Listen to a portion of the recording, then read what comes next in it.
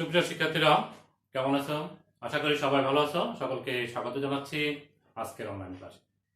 পদার্থবিজ্ঞান দ্বিতীয় পত্রের পঞ্চম অধ্যায় তড়িৎচুম্বক আবেশ ও দিক পরিবর্তী প্রবাহ এই অধ্যায়ের তৃতীয় ক্লাস। আজকে আমরা দিক পরিবর্তী প্রবাহ ও তড়িৎচালক শক্তির গড় মান, গড় বর্গের বর্গমূল মান এই দুটি বিষয়ে আলোচনা করব। দিক পরিবর্তী প্রবাহ অর্থাৎ সময়ের সাপেক্ষে এটি দিক পরিবর্তন করে, নির্দিষ্ট সময় পর পর দিক পরিবর্তন করে। তবে এই যে দিক পরিবর্তন করে নির্দিষ্ট সময় পর পর, তার প্রবাহের রূপটা কেমন হয়? একটা নির্দিষ্ট দিকে যখন যায়, সময়ের সাপেক্ষে দেখা যায় শূন্যমান থেকে শুরু করে সর্বোচ্চ মানে পৌঁছায় প্রবাহের মানটা কিংবা তড়িৎচালক শক্তির মানটা। আবার সর্বোচ্চ মানে পৌঁছানোর পর আবার এটা কমতে থাকে, কমতে কমতে আবার শূন্য মানে পৌঁছায়। পৌঁছানোর পর এটি দিক পরিবর্তন করে বিপরীত দিক থেকে গতিশীল হয়, বিপরীত দিক থেকে প্রবাহিত হয়। তাহলে বিপরীত দিক থেকে যখন হয় তখন সেই শূন্যমান থেকে শুরু করে আবার সর্বোচ্চ মানে, আবার সর্বোচ্চ মান থেকে কমতে কমতে শূন্য মানে পৌঁছায়। এইভাবে তার মানটা পর্যাবৃত্তিকভাবে পরিবর্তন হয়। সেই জন্য এই প্রবাহটাকে আমরা বলি দিক পরিবর্তী প্রবাহ বা পর্যাবৃত্ত প্রবাহ। আর তড়িৎচালক শক্তিকেও আমরা অনুরূপভাবে দিক পরিবর্তী বা পর্যাবৃত্ত তড়িৎচালক শক্তি হিসাবে আখ্যায়িত করি। এখানে দিক পরিবর্তী প্রবাহের আর মান কিভাবে সময়ের সাপেক্ষে পরিবর্তন হচ্ছে তা লেখচিত্রের মাধ্যমে দেখানো হলো। একটি পূর্ণচক্র সম্পন্ন করলো কিভাবে, শূন্যমান থেকে সর্বোচ্চ মান, শূন্যমান আবার বিপরীত দিকে সর্বোচ্চ মান, আবার শূন্য মানে পৌঁছা। এটাকে বলি আমরা কি পূর্ণচক্র সম্পন্ন করা। শূন্যমান থেকে সর্বোচ্চ মান, সর্বোচ্চ মান থেকে শূন্য মানে পৌঁছা, এটাকে বলি আমরা একটা অর্ধয় চক্র। এই শূন্যমান থেকে যখন সর্বোচ্চ মানে পৌঁছায়, তাহলে যেই সময় হয় এটি হচ্ছে অর্ধয় চক্রের অর্ধেক সময়, অর্থাৎ পর্যায়কাল যদি টি হয় এটা হবে T/4 সময়। আমরা দেখবো যে এটি সর্বোচ্চ মানে পৌঁছাচ্ছে। এই সর্বোচ্চ মানটাকে আমরা বলে থাকি এটি হচ্ছে প্রবাহের শীর্ষ মান বা বিস্তার বলে থাকি আমরা। আর পূর্ণচক্র সম্পন্ন করতে যে সময় লাগে তাকে বলি আমরা পর্যায়কাল। এখন দেখা যাচ্ছে এই গ্রাফ থেকেও আমরা দেখতে পাচ্ছি যে মানটা, প্রবাহের মানটা সবসময় এক থাকে না, এক এক সময় এক থাকে। সেই জন্য আমরা দুটো মান বিবেচনা করি, একটা হচ্ছে গড় মান আর একটা হচ্ছে গড় বর্গের বর্গমূল মান। তো গড় মান যখন নেই তখন কিন্তু আমরা একটা ফ্যাসাদে পড়ে যাই, একটা সমস্যায় পড়ে যাই। কিরকম সমস্যা? যে কোনো সময়ের জন্য নিতে পারি না, কারণ পূর্ণচক্রের জন্য যখন গড় মান নিতে যাব তখন দেখা যাবে প্রথম ধনাত্মক অর্ধচক্রের জন্য যে মানটা পাবো, ঋণাত্মক অর্ধচক্রের জন্য ঠিক সমান বিপরীতমুখী মান পাবো, ফলে গড় মানটা শূন্য হয়ে যায়। তাহলে দিক পরিবর্তী তড়িৎচালক শক্তি বা প্রবাহের গড় মান বলতে অর্ধচক্রের গড় মানকেই বোঝানো হয়। আর গড় মান হচ্ছে কি ক্ষুদ্রাতি ক্ষুদ্র সময় ব্যবধানে প্রবাহ এবং ওই সময় ব্যবধানের গুণফল। ডিটি সময় প্রবাহ যদি আই হয় তাহলে আই এবং ডিটি এর গুণফলের সমষ্টি, যাকে আমরা সমাকলনের মাধ্যমে করতে পারি, সমষ্টি ইন্টিগ্রেশন, তাকে মোট সময় দ্বারা ভাগ করব। যেই সময়ের জন্য আমরা গড় মান নিতে চাচ্ছি সেই সময় দ্বারা ভাগ করব, তাহলে আমরা পেয়ে যাব ওই সময়ের জন্য গড় মান কত হচ্ছে সেটি। এটি হচ্ছে প্রবাহের গড় মানের গাণিতিক সংজ্ঞা। অনুরূপভাবে আমরা তড়িৎচালক শক্তির জন্য গড় মানটা একই রকম পাই।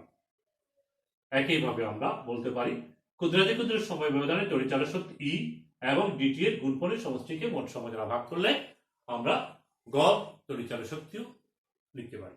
আমরা এটাও জানি যে গড় প্রবাহ হচ্ছে আই ইকুয়াল টু হচ্ছে আই নট, দিক পরিবর্তী প্রবাহ I equal to I not sine omega T এবং ই ইকুয়াল টু হচ্ছে ই নট সাইন ওমেগা টি।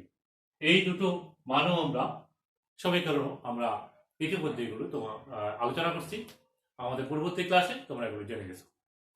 তাহলে পরিবর্তী প্রবাহ এবং তড়িৎচালক শক্তির সমীকরণটা পেলাম এবং গড় মানের দুটো গাণিতিক সংখ্যা পেলাম। তাহলে এই সমীকরণগুলো থেকে আমরা প্রবাহ কিংবা তড়িৎচালক শক্তির গড় মান নির্ণয় করতে পারি। আমরা প্রবাহের জন্য করব, তড়িৎচালক শক্তিটা একই রকম হবে সেটি আমরা উল্লেখ করতে সক্ষম হবো। দেখো, কারণ একই ধরনের সমীকরণ, ইন্টিগ্রেশনে আমাদের একই রকম মান আসবে, একই ধরনের সংজ্ঞা, একই ধরনের রাশি, সুতরাং ক্যালকুলেট করতে গেলে আমাদের একই রকম আসবে। সেই জন্য আমরা একটা দেখাচ্ছি, সেটি হচ্ছে প্রবাহের গড় মান। দিক পরিবর্তী প্রবাহের গড় মানটা আমরা নির্ণয় করতে যাচ্ছি। এটাকে আমরা আই বার দিয়ে লিখি। তো আমরা কোন সময়ের জন্য নিব? অর্ধচক্রের জন্য। তাহলে টাইমটা হবে, এই টাইমটা হবে অর্ধচক্রের সময় T/2 আর লিমিটটাও একইভাবে আমরা দেব আই ডিটি সংখ্যাটা লিখলাম। এবার আমরা সমীকরণের মানগুলো বসাবো। 2 / T লিখা যাচ্ছে এখানে 0 থেকে টি বাই হাফ আই এর মানটা এটা লিখবো আমরা I equal to I not sine omega T DT লেখা যায় আই মান লিখলাম। এবার আমরা আই নটটাকে সমাকলনের বাইরে নিয়ে আসলাম, আনা যাবে, কারণ আই নট হচ্ছে সর্বোচ্চ মান, এটি ধ্রুবমান হয়। Sine omega T DT. তাহলে দেখো এখন এখানে কি আসবে, ইন্টিগ্রেশন করবা, integration sine ax is equal to হচ্ছে minus cos ax by x, integration sine omega T DT is equal to হবে minus cos omega T divided by omega. তাহলে আমরা এখানে লিখব 2i নট ওমেগা টি নিয়ে আসলাম minus cos of omega T, 0 থেকে টি half লিমিটটা বসাবো, ইন্টিগ্রেশন করব। এবার আসো এখানে আমরা মান বসাবো 2i নট, ওমেগাটা হচ্ছে কৌণিক কম্পাঙ্ক, কৌণিক সরণের হারকে আমরা বলি কৌণিক কম্পাঙ্ক, তাহলে এটি হবে 2 পাই বাই টি লিখতে পারি, এটা টি থাকলো। আমরা এখানে মান বসাবো, মান বসালে এখানে কি পাবো দেখো, cos ওমেগার মান হচ্ছে এখানে একটা মাইনাস আছে, ওমেগা হচ্ছে 2 pi by T, second bracket দেওয়াই মনে হয় যুক্তিসঙ্গত হবে। আর টি এর মানটা বসাবো, টি হচ্ছে টি বাই 2 মাইনাস cos ওমেগার সাথে টি হচ্ছে 0, তাহলে এটা cos 0 হচ্ছে, কিন্তু এটা মাইনাস থাকতেছে না কারণ এখানে মাইনাস, সূত্রে মাইনাস, সমাকলনের বিধি অনুযায়ী মাইনাস হয়েছে প্লাস হবে। এবার আমরা এখানে একটু এই কাজটা করে ফেলি, এখানে টি কাটা যাবে, 2 কাটা যাবে, এখানে হবে I naught divided by pi, আর এখানে কি থাকবে, টি কাটা গেল, 2 কাটা গেল, cos পাই সমান -1, এখানে একটা সামনে মাইনাস আছে, তাহলে -1 আছে +1, প্লাস cos 0 সমান 1, তাহলে 2 আসলো। তাহলে আমরা পেলাম গড় মানের মানটা আমরা পেয়ে গেলাম, গড় মানটা হচ্ছে কত, গড় মানটা হচ্ছে 2i not by 2i not by pi, অর্থাৎ শীর্ষ মানের 2 বাই পাই গুণ, আর এই 2 বাই পাই এই মানটা যদি আমরা এখানে বসাই এটা হবে, ক্যালকুলেট করি 0.637i নট। এই হচ্ছে দিক পরিবর্তী প্রবাহের গড় মান নির্ণয়ের সমীকরণ। একইভাবে আমরা দেখাতে পারি তড়িৎচালক শক্তির জন্য হচ্ছে গড় মান হচ্ছে 0.637 ই নট, এটিও আমরা একইভাবে একই সমীকরণ আমরা মান বসিয়ে এই জায়গায় আমরা ই নটের মান বসিয়ে সমীকরণটি প্রতিপাদন করতে পারি যে প্রবাহের গড় মানও হচ্ছে 0.637 গুণ। তাহলে আমরা তড়িৎচালক শক্তির যেমন প্রবাহের মান যেমন পাই, তড়িৎচালক শক্তির মানটাও আমরা একইভাবে দেখাতে পারি 0.637 ই নট। তাহলে বলা যায় যে গড় মান হচ্ছে দিক পরিবর্তী প্রবাহ বা তড়িৎচালক শক্তির গড় মান হচ্ছে শীর্ষ মানের 63.7%। ঠিক আছে, এটি আমরা মনে রাখবো, আমরা বহুল ব্যবহার করি। এবার আমরা আলোচনা করব গড় বর্গের বর্গমূল মান, গড় বর্গের বর্গমূল মান।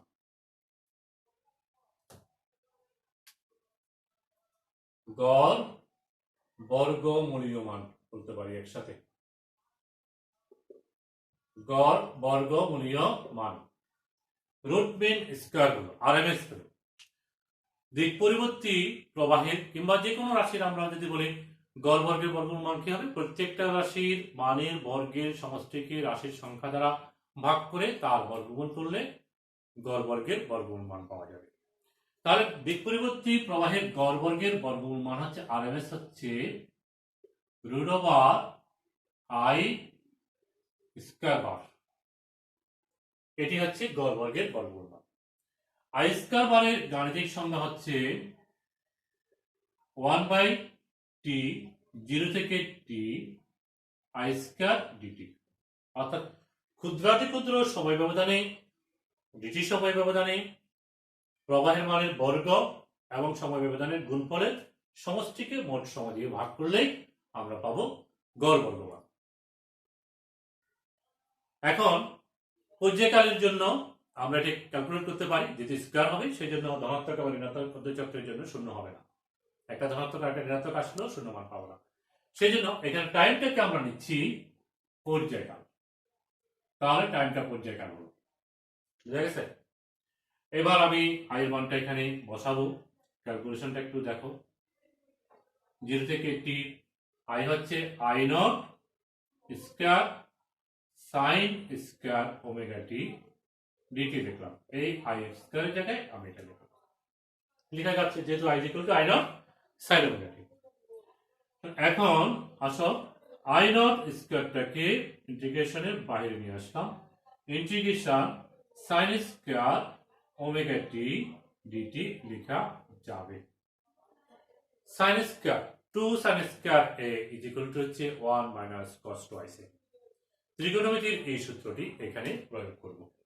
তাহলে এটি হবে আই নট স্কয়ার বাই 2 থাকলো, টি থাকলো, 0 থেকে টিও রাখলাম, আমি এটাকে লিখবো 1 minus cos 2 omega t by 2 into DT.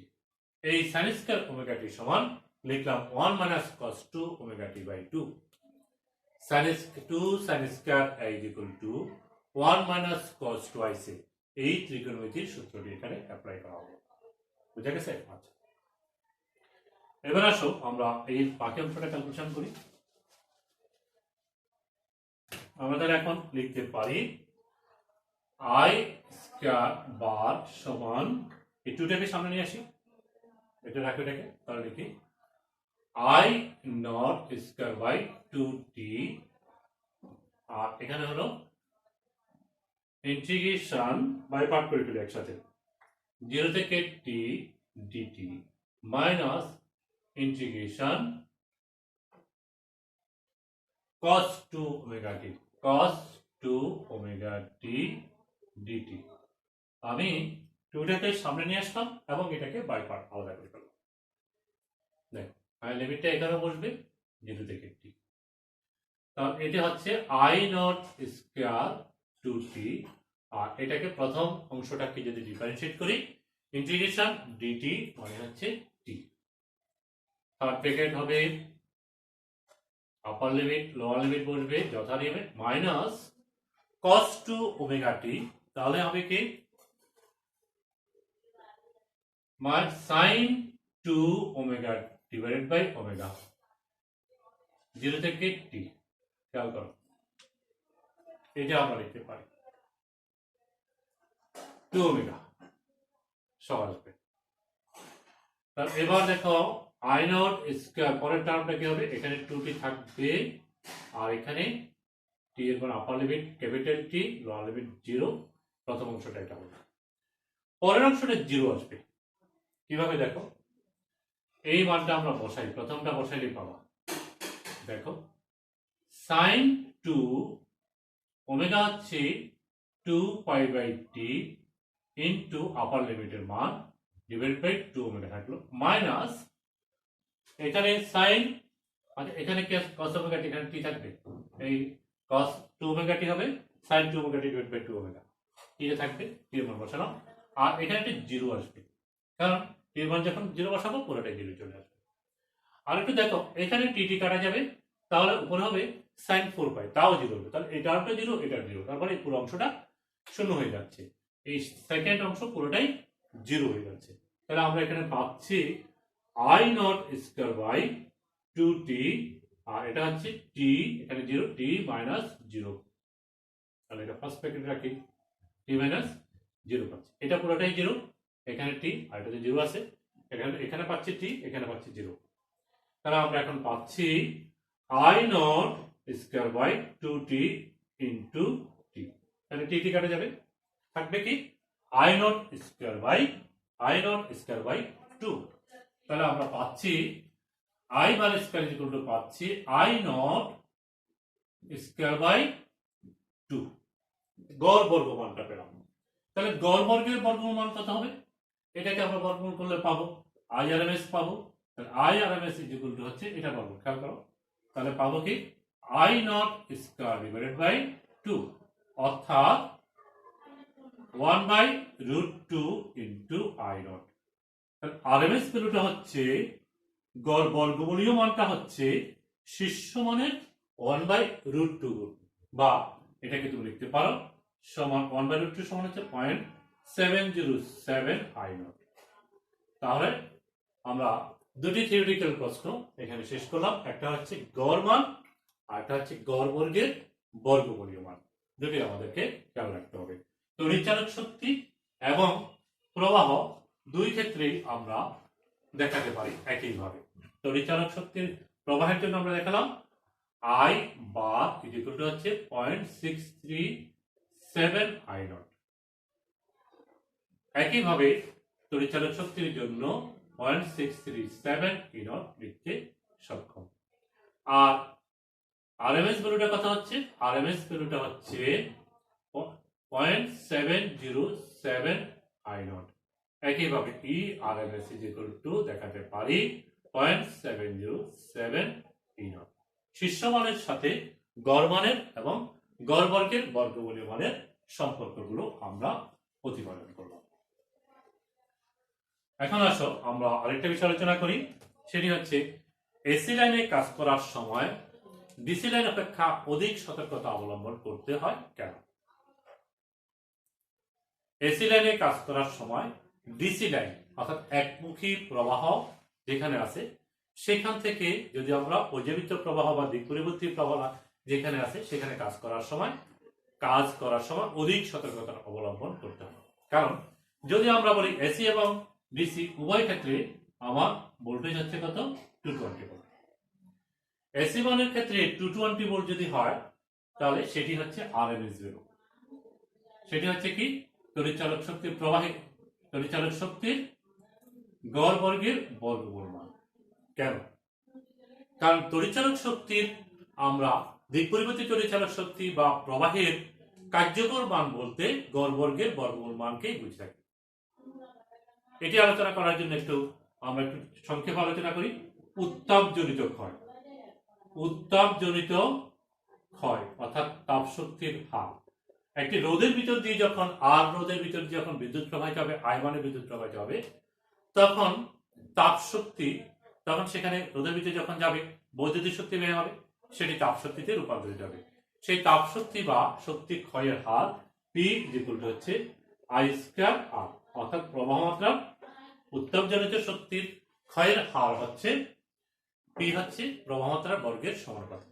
আমরা যখন গড় মানটা নিই, দিক পরিবর্তী প্রবাহের গড় মানটা পাই, তখন উত্তাপজনিত যে ক্ষয়ের হারটা পাই এসি প্রবাহের সাথে আমরা ডিসি প্রবাহের মিল দেখি না।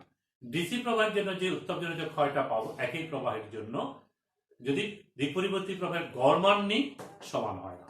কিন্তু যদি আমরা গড় বর্গের বর্গমূল মান বিবেচনা করি তখন উত্তাপজনিত ক্ষয় হার ডিসি এবং এসির ক্ষেত্রে একই হয়। ডিসির ক্ষেত্রে আমি যে মান প্রবাহটা নিচ্ছি, এসির ক্ষেত্রে যদি আমি গড় বর্গের বর্গমূল মানটা নিই তাহলে একই রকম আমরা উত্তাপজনিত ক্ষয়ের হার পাই। সেই কারণে দিক পরিবর্তী প্রবাহের ক্ষেত্রে উত্তাপজনিত ক্ষয়ের হার বলতে আমরা আরএমএস ভ্যালুকেই আইআরএমএস নিয়ে থাকি। আই কোনটা? আরএমএসটা, অর্থাৎ গড়টা নেওয়া যায় না। গড় নিলে আমরা একই পাই না। সেই জন্য কার্যকর মান বলতে বা কার্যকর প্রবাহ বলতে কিংবা তড়িৎচালক শক্তি বলতে গড় বর্গের বর্গমূল মানকেই বুঝিয়ে থাকি দিক পরিবর্তী প্রবাহের ক্ষেত্রে। তাহলে আমি যে 220 ভোল্ট বললাম, আমরা যখন ডিসি লাইনে ব্যবহার করব তখন এটি হচ্ছে 220 ভোল্ট, আর এসি লাইনে যখন করব আরএমএস ভ্যালুটা হচ্ছে 220 ভোল্ট। আরএমএস ভ্যালুটা হচ্ছে 220 ভোল্ট। আরএমএস ভ্যালুর সাথে শীর্ষ মানের একটি সম্পর্ক তোমরা দেখো, সেটি হচ্ছে ইআরএমএস ইকুয়াল টু হচ্ছে ইআরএমএস ইকুয়াল টু হচ্ছে 0.707 ইনটু ই নট। শীর্ষ মানের 0.707 গুণ। তাহলে এখান থেকে তুমি শীর্ষ মান পাওয়া ইআরএমএস ডিভাইড বাই 0.707। এখন তুমি শীর্ষ মানের এই আরএমএস বসাও, 220 কে 0.707 দিয়ে দেখি ভাগ করে দাও তো কত? 311.4 আসবে। দেখো আমি এখানে ক্যালকুলেট করে দিচ্ছি, 220 ভাগ 0.707, তাহলে আমরা পাচ্ছি 311.17 ভোল্ট। তাহলে কি পাচ্ছি? কি বোঝাচ্ছে এখানে? এখানে আমরা শীর্ষ মানটা পেলাম 311.17 ভোল্ট। কিন্তু আরএমএস ভ্যালুটা হচ্ছে 220 ভোল্ট। তার মানে এখানে যে প্রবাহটা আমরা বলছি কার্যকর প্রবাহটা সেটি হচ্ছে 220 ভোল্ট, কিন্তু এসি লাইনে 220 ভোল্ট মানে এইটির মান কখনো অর্থাৎ সর্বোচ্চ মানে যখন পৌঁছাবে সেটি 311 ভোল্টও হতে পারে। যাকে আমরা 220 ভোল্ট বলতেছি সেটি এক পর্যায়ে মানটা আরএমএস ভ্যালু, কিন্তু এটা শীর্ষ মান কত হতে পারে, সর্বোচ্চ মান 311 হতে পারে।